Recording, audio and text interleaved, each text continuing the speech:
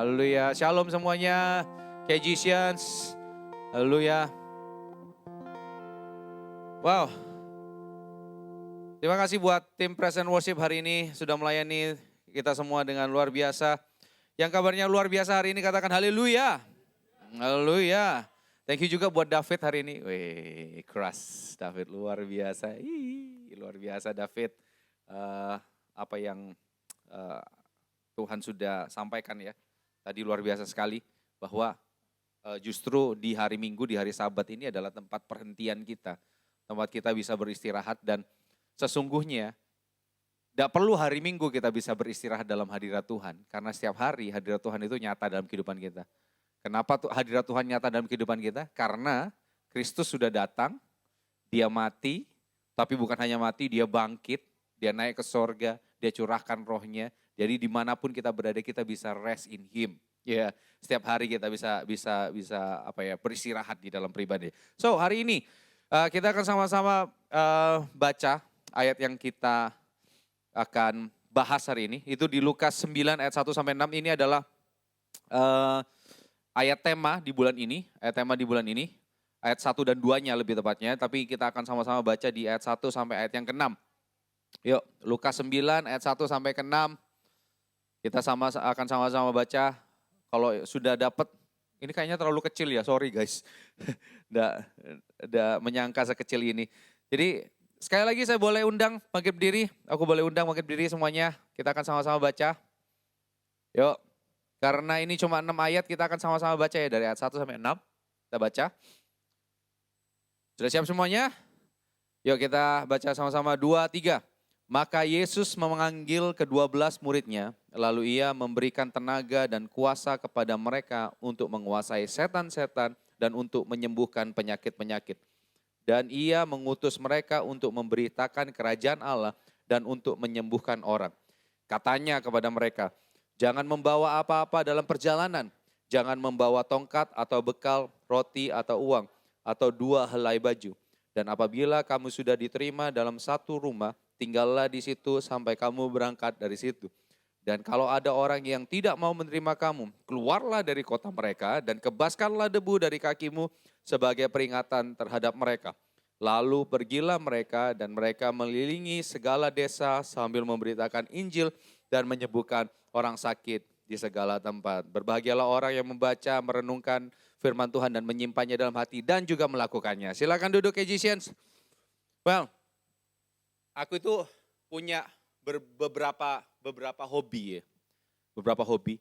Dan salah satunya hobinya itu adalah main PS, main PES. Ya, lebih tepatnya main PES nih sama-sama kalian nih, sama kalian. Sama Kak Doni, sama Dante pernah juga, sama David pernah juga, sama coach, mana coach? Ya kan, sama coach, sama Bang Chandra. Nah, itu salah satu hobiku ya, Nah, tapi gini. Kalau kita main itu sampai seru habis-habisan tuh. Kadang-kadang sampai teriak-teriak. Aku pernah main sama Doni itu sampai nendang-nendang. Saking keselnya gitu kan. Nggak gol-gol gitu kan. Udah menang gol ternyata di comeback. Itu paling sakit. Lebih baik dibantai. Saya enak juga sih dibantai. Tapi kalau lebih baik kalah dari awal 2-0, 3-0 daripada di comeback. Udah 3-0 jadi 3-3, 4-3. Waduh itu lebih sakit gitu kan. Nah biasanya kalau di main PES ini. Dulu ya, aku enggak mau overclaim. Dulu karena aku yakin sekarang ini mungkin ada yang sudah tambah jago dan bisa jadi lebih jago. Ya, lebih jago dari aku. Dulu aku itu cukup mahir untuk mengeksekusi tendangan bebas di PES. Cukup mahir. Sampai satu kali. Ingat enggak nih? Andre pernah main waktu kita di Bali. Doni bawa laptopnya dan kita main di sana. Nah, Doni waktu itu Andre itu lawan Koruben. Ya, lawan Koruben, terus dapat tendangan bebas. Andre harus bilang, joki no po. Joki no. Pas ada aku waktu itu. Andre pakai MU, yang nendang bebas itu adalah Bruno Fernandes. Aku pilih Bruno Fernandes dan aku tendang. Dan apa jadi? Gol! Golazo. Wih, itu langsung loh. Langsung gol. Wih, jokiku berhasil berarti. Jadi pada waktu itu di PES, kalau aku tendangan bebas, itu cukup mahir aku. Tapi sekali lagi, di PES ya. Di PES. Kalau di dunia nyata, ya bukan tendanganku yang ngarah ke gawang yang harus nyesuaiin sama tendanganku. Jadi tendanganku bisa langsung ke kanan, melenceng ke kanan atau melenceng ke kiri atau terlalu tinggi. Ya gawangnya yang harus ngikutin tendanganku, bukan tendanganku ngikutin gawang di mana. Jadi sekali lagi, apa yang terjadi di PES itu belum tentu terjadi di dunia nyata. Karena kakiku rodok pengkor. Ya kan? Gak sama kayak tendangan-tendangan yang di tempat ini. Kayak tendangannya coach, kayak tendangannya Kak Doni, Joy, terus Cornell. Aku belum pernah main sama Moses ya. Jadi gak sama kayak tendangan-tendangan Klean. Sama, beda lah.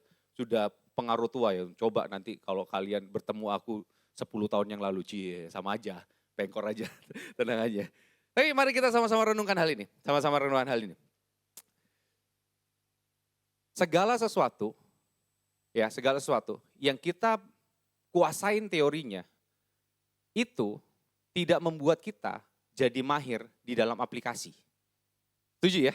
Kalau kita tahu teorinya, itu belum tentu kita mahir di aplikasi. Kita tahu nih segala sesuatu teorinya seperti ini, harus seperti ini, bla bla bla. Tapi kalau sudah masuk dalam kehidupan sehari-hari, belum tentu kita mahir. That's why. Tuhan Yesus sebenarnya apa sih tujuan Tuhan Yesus mengutus muridnya? Apa sih tujuan Tuhan Yesus mengutus muridnya? Supaya apa yang mereka dengar, apa yang mereka lihat, apa yang mereka rasakan waktu bersama dengan Tuhan Yesus, mereka bisa nyatakan kepada orang lain. Dan apa yang Tuhan Yesus sudah kerjakan di dalam kehidupan mereka, yang mereka lihat, yang mereka alami, itu juga bisa dirasakan oleh banyak orang. Itu tujuannya. Ingat awal bulan lalu aku bilang di tempat ini, aku sampaikan di tempat ini adalah kita jadi murid Yesus. Jadi murid Yesus itu kayak magang. Kita ngikutin Yesus. Yesus buat apa? Kita lihat, kita coba belajar, kita coba telaah, kita coba renungkan. Dan setelah itu coba kita praktekkan. Sama kayak orang magang kan. Nah tapi bedanya gini. Waktu Yesus mengutus muridnya, dia tidak hanya menyuruh dan oke, ini ya tugasmu adalah ini dan selesaikan. Enggak. Tuhan memberikan modal. Tuhan memberikan sebuah bekal buat mereka. Ini ya. Harus kita lihat. Kita sama-sama bedahan ini. Kita sama-sama bedah.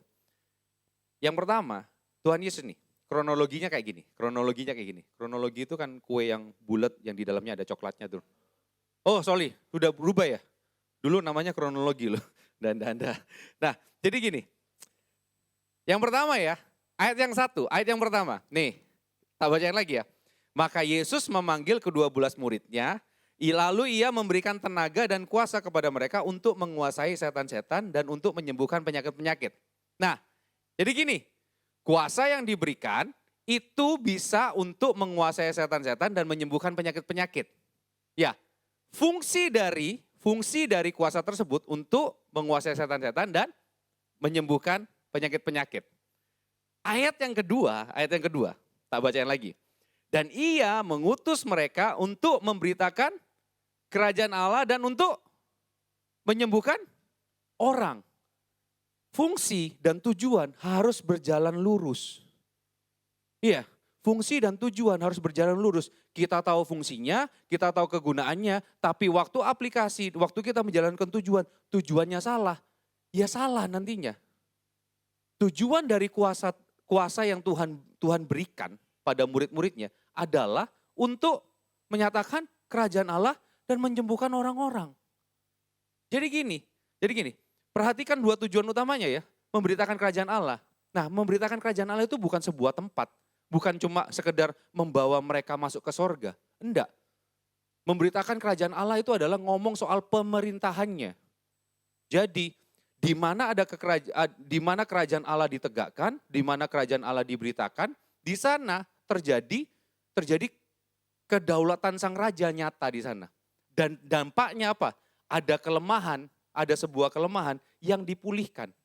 Ada mujizat terjadi di sana. Tangkap ya? Jadi kerajaan Allah diberitakan, kerajaan Allah ditegakkan, ada mujizat di sana. Terus ini ngomong soal apa? Kedaulatan sang raja. Itu yang tujuan utamanya. Jadi yang dimaksud oleh Yesus tujuannya adalah mereka disuruh memberitakan kerajaan Allah supaya apa? Mereka bisa merasakan bahwa kalau ada kerajaan Allah, ada kelepasan terjadi. Kalau ada kerajaan Allah, ada pemulihan terjadi. Kalau ada kerajaan Allah, ada kesembuhan terjadi. Nah, coba kita telaah lebih dalam ya. Telaah lebih dalam. Dari dua tujuan ini, memberitakan kerajaan Allah dan menyembuhkan orang sakit, ada punya kesamaan. Punya kesamaan yang benar-benar nyata. Kesamaannya adalah gini, kedua hal itu punya kesamaan ini. Kesamaannya adalah fokus utamanya itu adalah kepada sang raja di atas segala raja. Bukan fokus kepada muridnya. Nangkep ya? Nangkep ya? Jadi bekal yang Tuhan Yesus berikan bukan untuk kepentingan diri sendiri, tetapi supaya pribadi Yesus diberitakan dan setiap orang merasakan kasihnya. Seringkali kita sebagai orang percaya menanggapi ayat ini, akhirnya kita salah. Seringkali prinsipnya seakan-akan kita mempermuliakan Allah, tetapi kita justru memanipulasi Allah dengan apa yang Tuhan sudah berikan dalam kehidupan kita. Fokusnya adalah kepada diri kita. Fokusnya kepada bagaimana supaya kita memiliki kuasa tersebut dan kuasa tersebut nyata melalui kehidupan kita. Fokusnya terjadi pada gitu. Kita lupa kepada siapa yang mengutus kita dan siapa yang harusnya kita beritakan. Kebanyakan orang percaya gagal dan salah persepsi di bagian ini. Harusnya seperti ini. Panggilan untuk mengikut Kristus adalah panggilan untuk mati bagi diri sendiri. Dan hidup untuk misi yang Tuhan sudah beri. Perintah dari Tuhan supaya kita pergi kepada bangsa-bangsa. Bukan untuk keuntungan diri sendiri. Namun didorong oleh kasih Tuhan yang begitu besar. Sehingga melalui kehidupan kita, kasihnya bisa tersebar. Ini tujuan utamanya. Bukan berfokus kepada diri kita sendiri. Memang Tuhan berikan kuasa dalam kehidupan kita. Memang kerajaan Allah itu berkuasa dalam kehidupan kita. Tetapi fokus utamanya ketika kita tahu bahwa kuasa itu tinggal dalam kehidupan kita. Tuhan mempercayakan kuasa itu dalam kehidupan kita. Fokus utamanya bukan kepada diri kita. Nah, bagaimana supaya kita tidak terjebak? Bagaimana supaya kita ini tidak terjebak kepada fokusnya kepada diri sendiri, tetapi fokusnya kepada Allah. Bagaimana sih caranya? Supaya kita hidup sesuai dengan misi yang Tuhan terapkan. Misi yang Tuhan sudah tetapkan dalam kehidupan kita. Bekal yang Tuhan sudah taruh dalam kehidupan kita. Supaya kita jangan sampai fungsi tidak sesuai dengan tujuan. Jangan sampai kita hanya tahu teori tapi aplikasinya kita nggak tahu. Aplikasinya kita takut-takut untuk menyatakan kuasa Tuhan. Aplikasinya kita takut untuk menyatakan pribadi Allah dalam kehidupan kita. So, hari ini aku bagi dua poin sermonku. Yang pertama compassion, yang kedua adalah surrender. Yang pertama adalah compassion. Tadi jelas ya, tujuan tenaga dan kuasa yang diberikan adalah untuk pemberitaan kerajaan Allah dan untuk menyembuhkan orang sakit. Nah, coba perhatikan dan mulai kita renungkan lagi. Ya, yang sering dikhotbahkan di KGC beberapa minggu ini. Ya, beberapa waktu lalu Koruben sempat khotbah tentang orang yang di Gerasa yang dirasuk oleh setan dan Tuhan Yesus mengusirnya. Dan juga Tuhan Yesus meredakan badai, Koruben juga yang khotbah, ingat ya? Minggu lalu tuh. Dan 2 minggu lalu, tentang perempuan yang pendarahan serta anak Yairus yang dibangkitkan. Benar ya? Jadi ya, kita dengar nih. Itu terjadi di pasal 8. Ya, terjadi di pasal 8. Coba kita sama-sama renungkan. Apa yang menjadi kesamaan? Dari mujizat-mujizat yang Tuhan Yesus sudah berikan.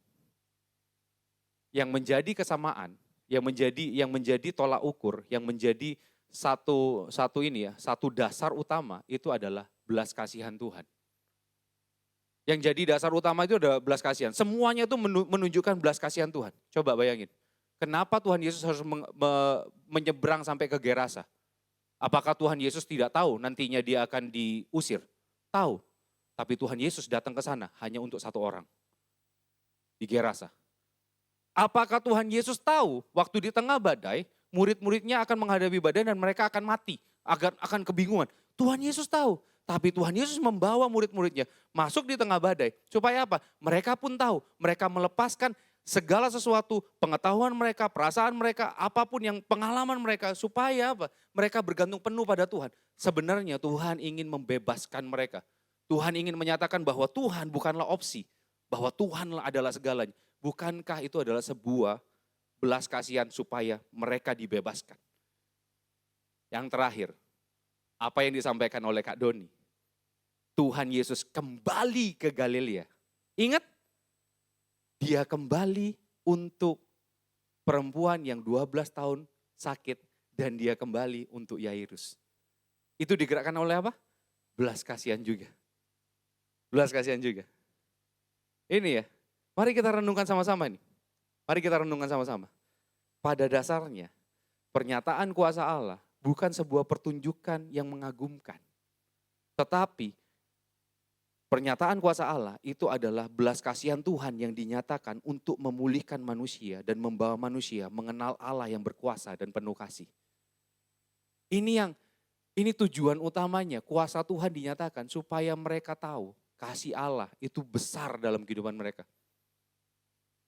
Adalah sia-sia ketika kita punya tenaga dan kuasa yang luar biasa, namun kita gagal menyatakan kasih Allah pada dunia. Oh, mujizat terjadi. Tapi kasih Allah tidak dinyatakan. Hanya menjadi sebuah tontonan. Wait, jangan hakimin saya. Saya masih percaya mujizat terjadi sampai sekarang. Saya yakin dan percaya kuasa Tuhan itu terjadi sampai sekarang. Tuhan bisa lakukan perkara besar sampai sekarang.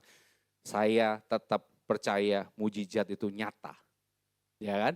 Kayak kita semua percaya tentang itu. Kuasa Allah dinyatakan bukan untuk kemegahan kita, tapi untuk menyatakan kemegahan Allah yang melawat dan memulihkan umatnya.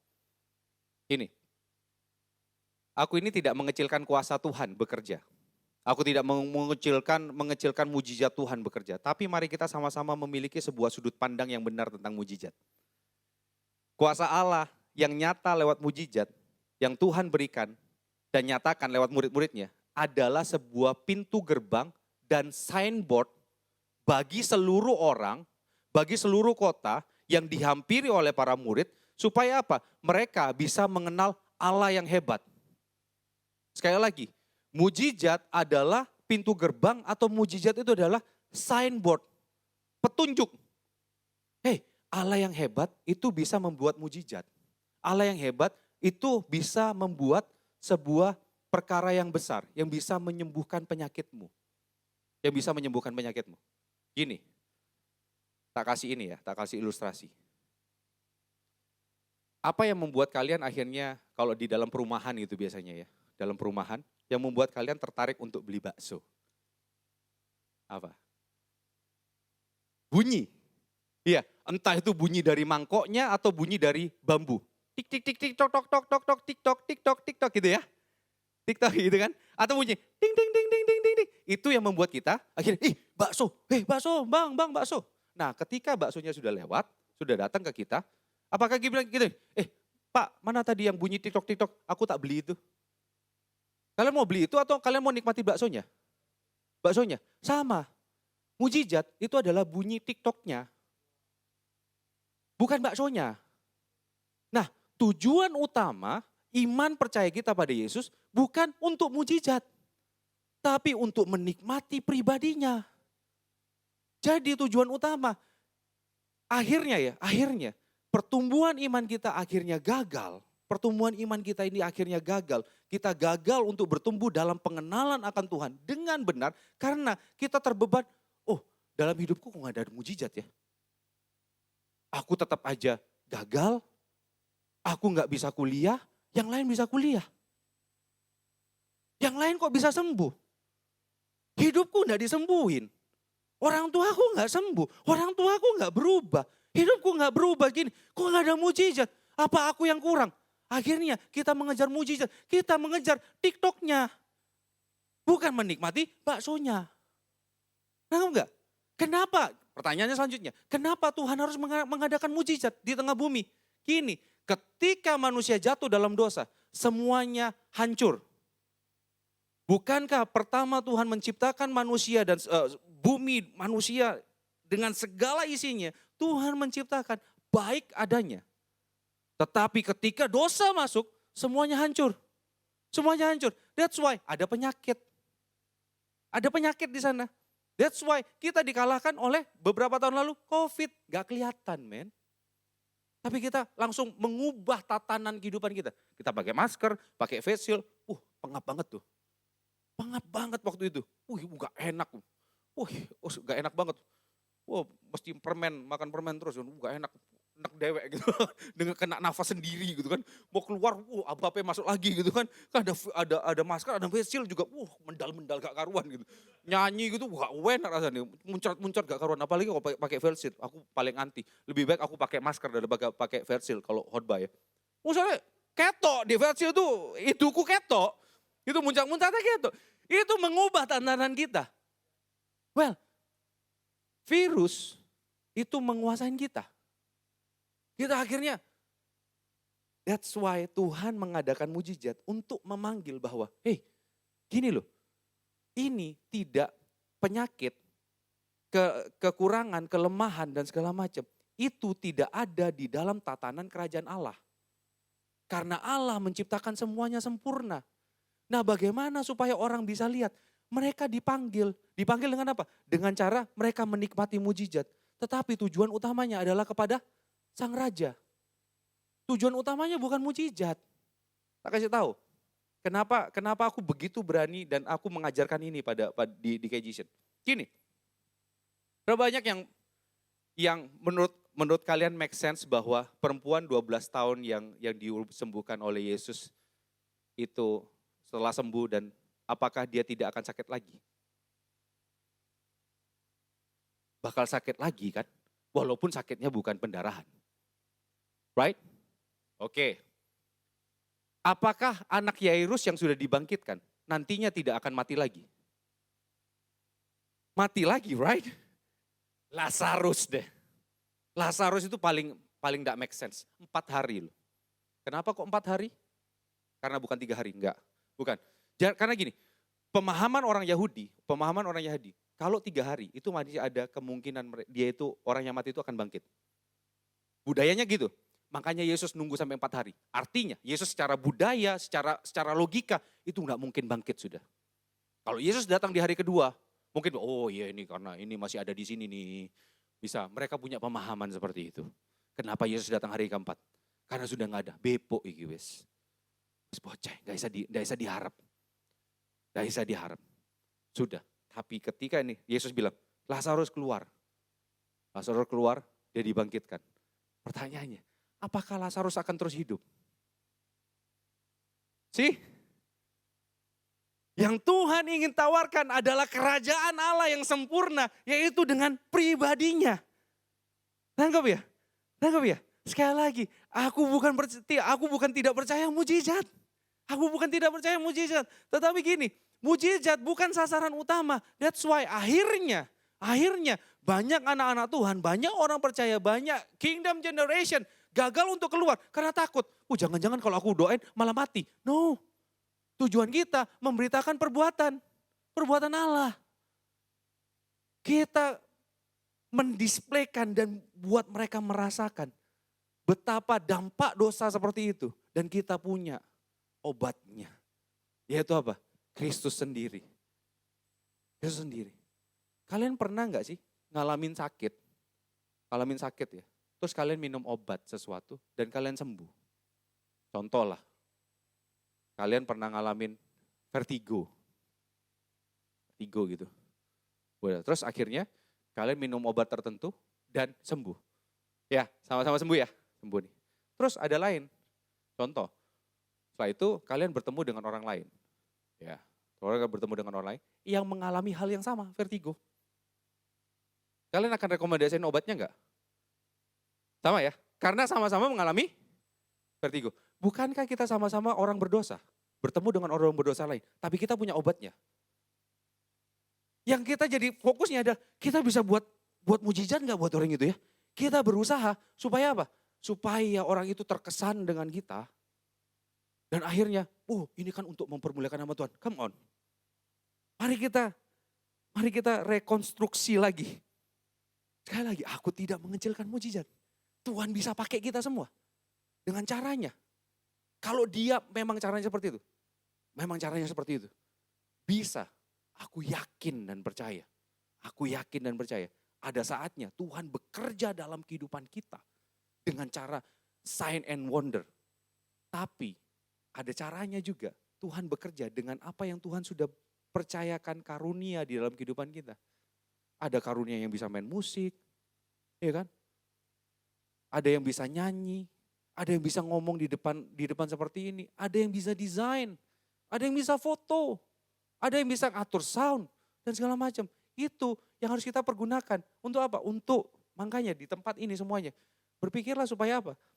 Yang pelayanan di tempat ini, semua yang berada di tempat ini, itu apa? Supaya apa? Permainan musik kita, nyanyian kita, sound kita, desain kita, apapun, media sosial kita. Bagaimana caranya supaya kerajaan Allah, Injil kerajaan Allah itu diberitakan dengan sempurna. Tuhan sudah kasih itu sama kita. Ingat tujuannya adalah memberitakan kerajaan Allah.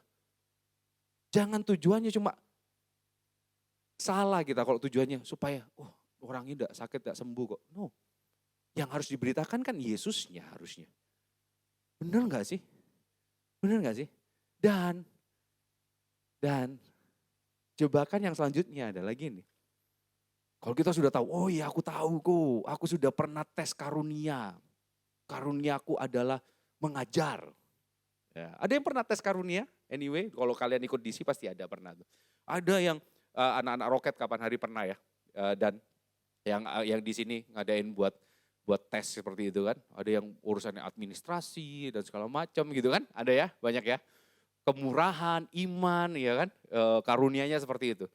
Nah, seringkali kita disibukkan untuk apa? Bagaimana mengembangkan karunianya.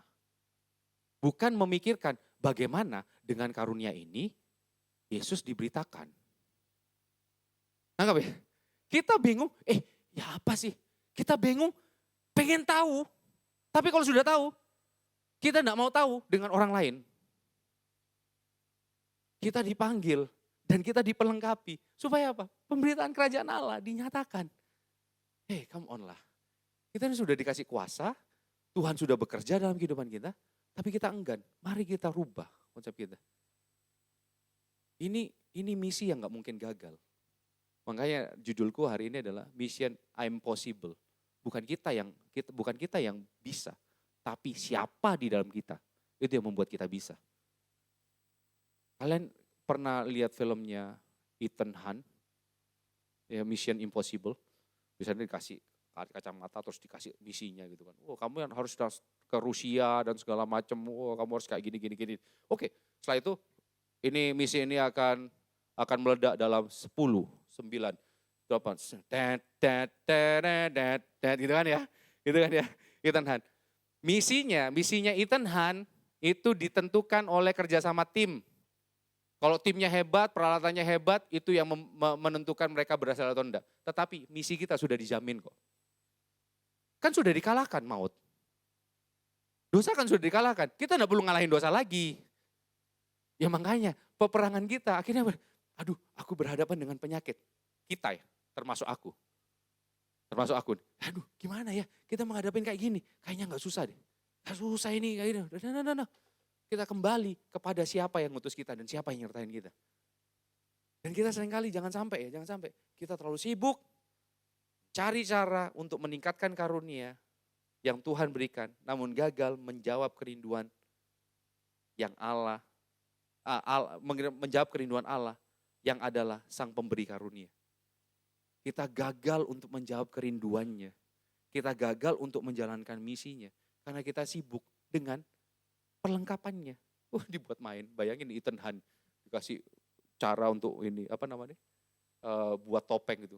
Terus buat ngeprank, ambil gorengan 5 bayar 3 gitu. Enggak, bukan aku kok. Pakai topeng itu untuk nyuri gorengan. Kan receh banget.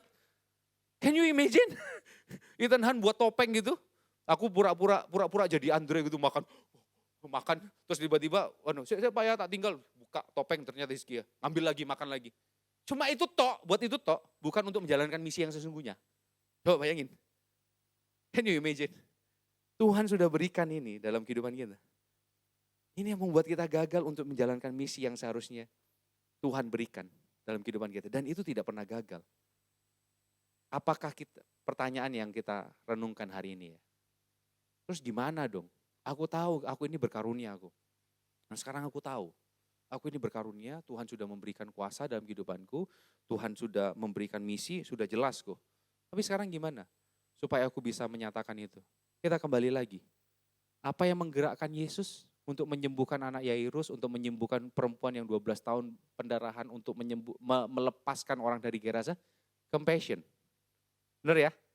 Pertanyaannya, apakah kasih Tuhan, belas kasihan Tuhan, itu kita rasakan tiap hari atau enggak?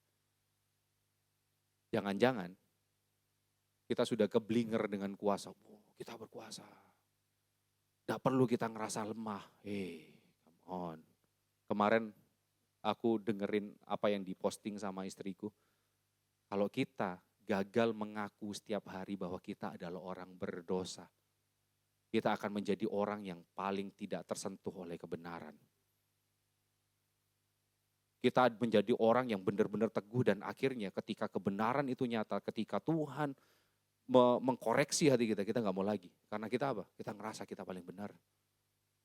Kita ngerasa kita paling berkarunia. Kita merasa bahwa dengan karunia ini kita bisa berdampak sama orang. Yang penting dampak lah. Tapi bilang, Roh Kudus Tuhan curahkan dalam kehidupan kita. Itu untuk menginsyafkan kita supaya kita bertobat setiap hari. Dan kita perlu belas kasihan Tuhan setiap hari. Yang kita perlukan sebenarnya bukan karunia.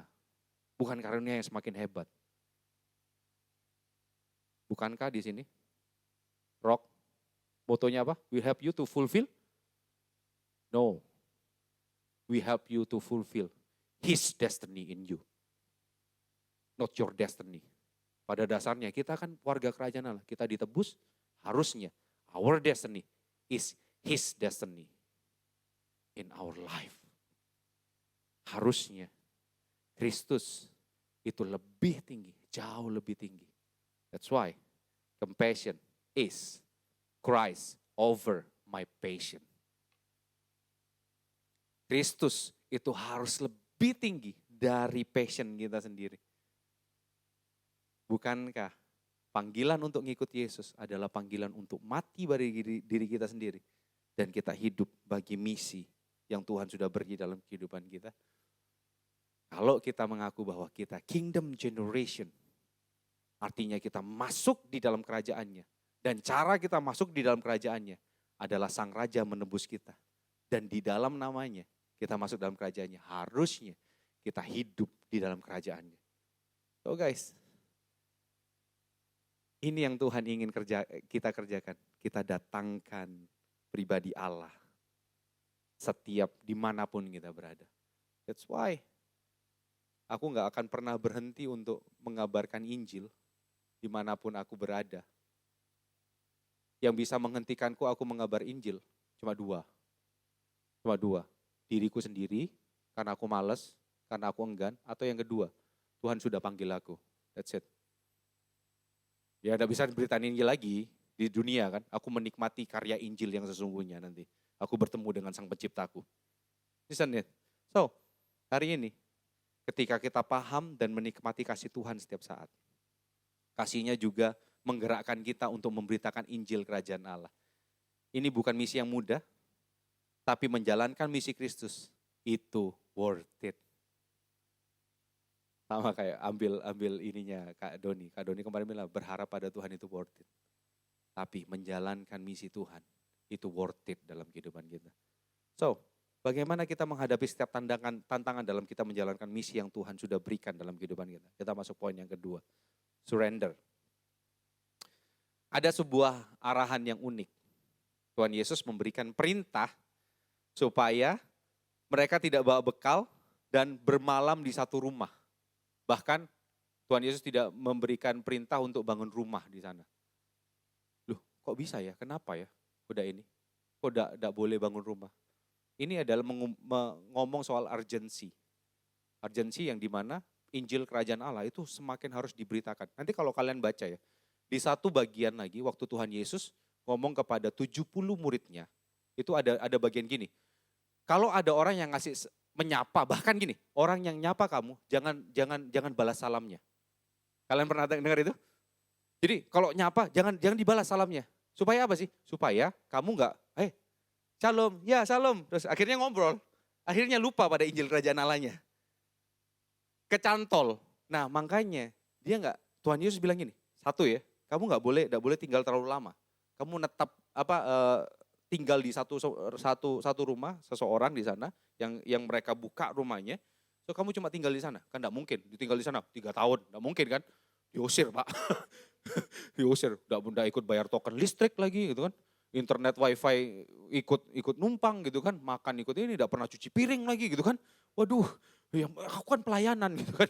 Gitu lagi alasannya, itu kan udah jadi berkat banget ya. Anyway, kenapa Tuhan Yesus tidak suruh mereka bangun rumah saja? Bukankah itu kebutuhan? Kenapa mereka ini tak boleh bawa bekal? Ini tujuan utamanya adalah supaya apa? Supaya mereka, para murid, itu bergantung penuh kepada pribadi Yesus. Mereka bergantung penuh pada pribadi Yesus dan Tuhan sudah nyatakan itu. Di mana aku bisa tahu? Kita lihat ya. Lukas 22 ayat 35 sampai 36. Ini benar-benar 36a. Ya, coba lihat ya, coba lihat ini. Lalu Tuhan Yesus berkata kepada mereka, ketika aku mengutus kamu dengan tiada membawa pundi-pundi, bekal, kasut, adakah kamu kekurangan apa-apa? Jawab mereka, satu pun tidak.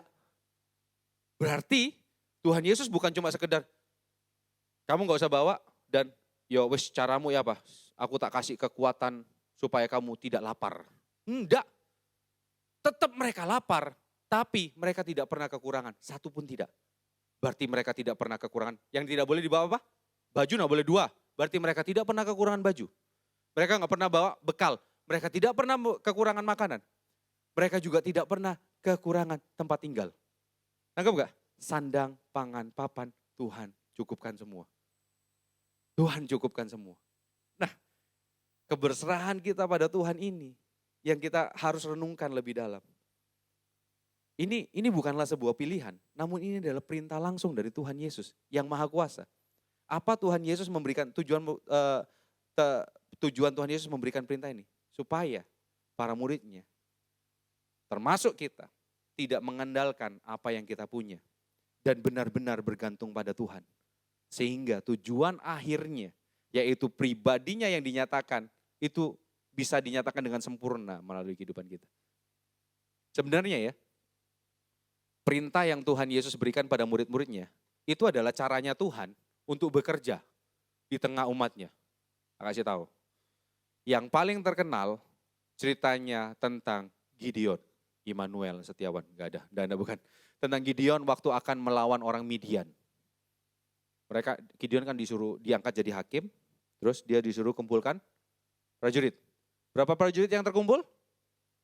Berapa? 32.000. 32.000. Ya, 32.000. Itu banyak men, banyak. Saya melihat 32.000 di tempat ini, cuy. Amin gitu kan.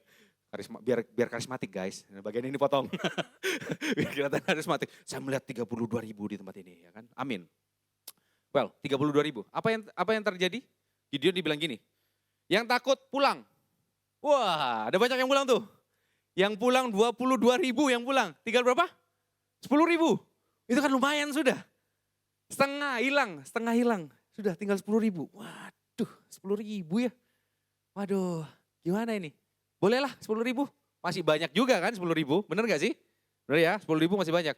Tapi Tuhan juga, Allah waktu itu dibilang sama Gideon, ini masih terlalu banyak, bener gak? Terus disaring lagi, saringnya gimana? Kalau ada yang minum, diangkat kayak gini, itu taruh, disingkirkan sebelah kanan. Kalau yang minumnya kayak anjing, ke kiri. Yang minumnya kayak anjing, disuruh pulang. Ya, disuruh pulang. Yang dipakai adalah yang minum dengan tangannya kayak gini. Berapa orang? 300 orang. Dari 32.000 jadi 10.000 dan cuma jadi 300. Bukan perpuluhan ini bahkan. Bukan perpuluhan cuy. 300. Bayangin. Kalau perpuluhan ini dari 32.000, 3.200. Enggak ini. 1%. 1% Mbak. Itu apa namanya, di properti aja nggak diterima tuh 1%. Ya apa sih 1%? Kalau bisa 2% lah, 3% gitu kan. Kalau nego sama vendor gitu kan, yang jual rumah. Sangat-sangat minim. Tetapi apa sih? Tetapi dengan 300 orang ini, Gideon bisa mengalahkan orang Midian. Dan caranya mereka nggak berperang lagi. Nggak perang mereka, nggak perang sampai gimana, enggak. Nggak sampai, enggak. Tuhan yang bekerja. Supaya apa? Bangsa Israel melihat bahwa Tuhan menjamin kehidupan mereka. Coba lihat lagi. Name it di dalam Alkitab. Kenapa Tuhan tidak memberikan anak pada waktu Sarah masih muda? Sekali lagi, untuk menutup setiap kemungkinan. Saya kasih tahu ya, yang bermasalah itu Sarahnya. Karena apa? Abraham dengan Hagar, dia punya anak Ismail. Benar nggak? Setelah Sarah meninggal, dia punya istri lagi namanya Keturah. Abraham punya anak lagi dari Keturah. Berarti permasalahan utamanya itu di Sarah. Dan Tuhan benar-benar mengulur waktu, dalam tanda kutip, mengulur waktu sampai Sarah umur 90 tahun, sampai istilahnya gini ya, sampai mati, sampai kering rahimnya. Dan di sanalah Tuhan bekerja. Seringkali Tuhan bekerjanya seperti itu. Dan memang cara Tuhan bekerja seperti itu. Kadangkala Tuhan memblow up setiap kelemahan kita. Di dalam kita, aku kan wes pelayanan Tuhan. Aku sudah penginjilan dan segala macam. Kok aku seperti ini? Justru di sanalah tempat di mana Tuhan bekerja dalam kehidupan kita. Karena sekali lagi balik ke pernyataanku yang awal tadi.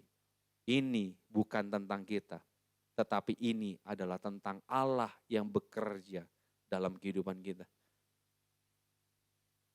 Ingat ya, 2 minggu lalu Kak Doni bilang, berharap pada Tuhan itu worth it. Tampaknya dihancurkan semuanya.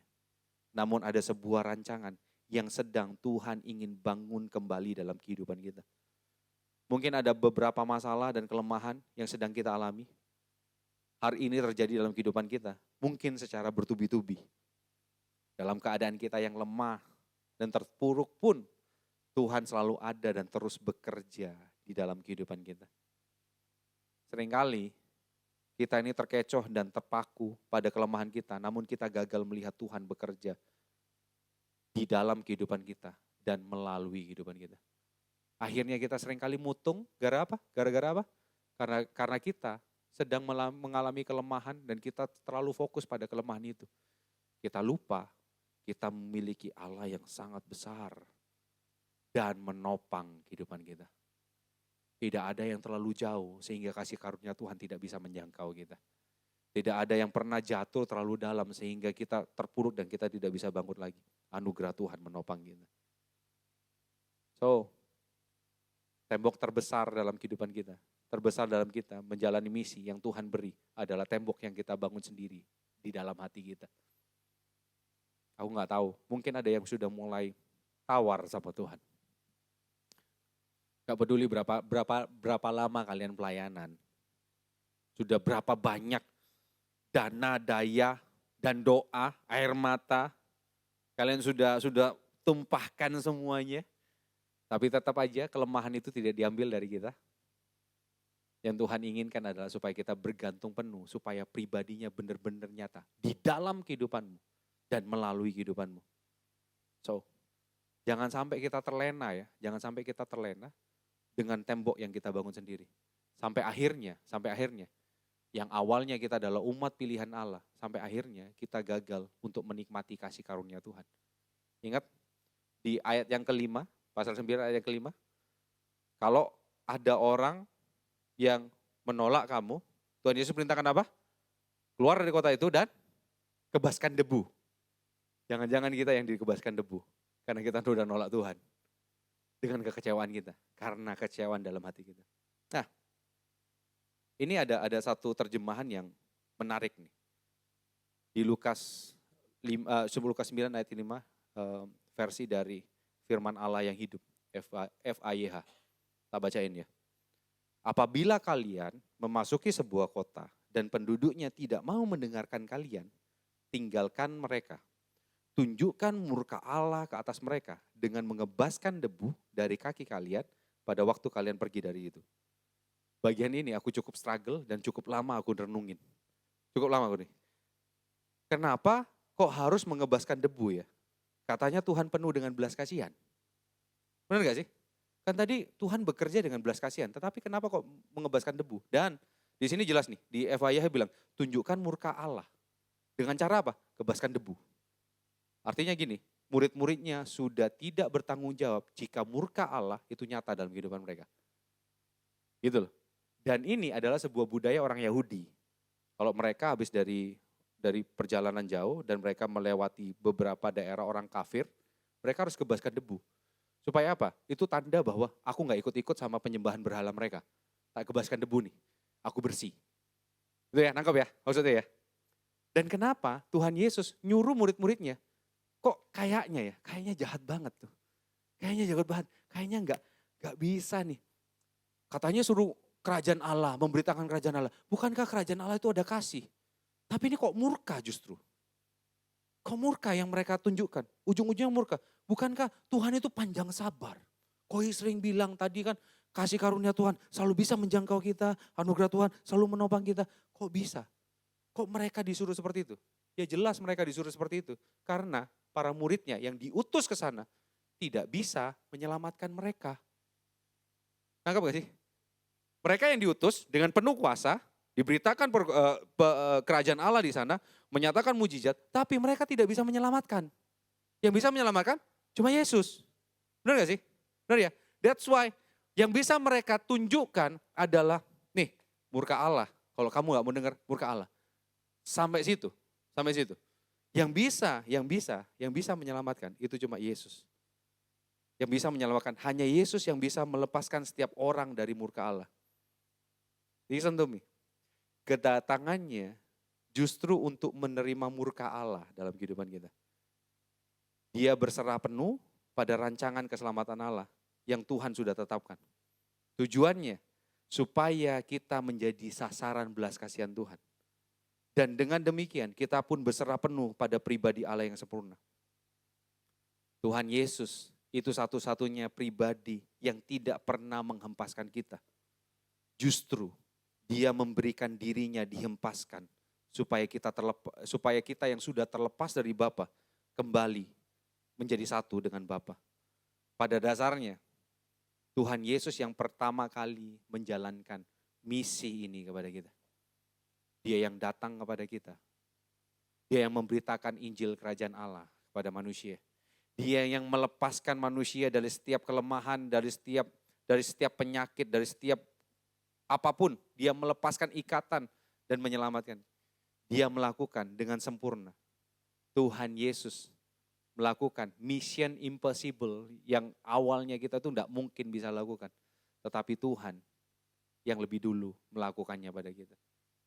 Kita yang harusnya dihempaskan.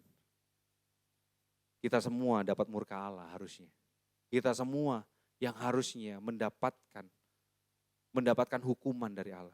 Tetapi hari ini Dia yang lebih dulu menyatakan misi itu pada kita. Baru ada saatnya ya. Aku bukan mengatakan bahwa, orang ini sudah tak injilin kok. Tapi mereka ini masih kepala batu aja. Tidak mau dengar. Tidak mau ini. Tidak mau dengar, tidak mau bertobat. Ya udahlah, aku hempaskan debu di depan dia. Supaya murka Allah nyata. No. Kalau kita tahu His compassion, yang kita harapkan untuk orang itu adalah belas kasihan Tuhan. Karena apa? Kita terlebih dahulu sudah ditebus oleh Tuhan. Kita dipanggil untuk menikmati kasih karunia-Nya. Kita dipanggil untuk menikmati belas kasihan Tuhan yang begitu besar. Kalaupun orang itu tidak bertobat, aku yakin dan percaya, suatu saat Injil yang pernah kita beritakan pada orang itu, itu akan bertumbuh.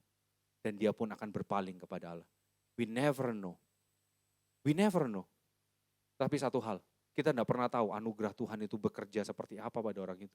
Tapi cuma satu hal, kita ini adalah rock representative of Christ Kingdom. Fokus utamanya adalah kepada Kristus sendiri. Apakah Kristus sudah kita beritakan dalam kehidupan kita setiap hari, setiap saat? Apakah His compassion itu penuh dalam kehidupan kita? Atau kehidupan kita hanya penuh dengan our passion? Bagaimana kita mengembangkan diri kita? Apakah kita bergantung penuh pada Tuhan? Atau kita cenderung melihat kelemahan kita dan kita menuntut Tuhan untuk mengangkat kelemahan kita. Dan kita gagal untuk menjalankan misi Allah. Oh hari ini, Tuhan memberikan anugerahnya, Tuhan memberikan kuasanya dalam kita. Untuk kita jadi saksi. Tidak kebetulan kamu lahir di keluarga ini. Tidak kebetulan kamu kuliah di kampus A, B, C, D. Tidak kebetulan kamu berada di kos-kosan A, B, C, D. Tidak kebetulan kamu berada di tongkrongan yang seperti itu. Satu hal yang pasti, Tuhan ingin supaya kerajaannya diberitakan melalui kehidupanmu. Mari Ephesians, sama-sama tundukkan kepala.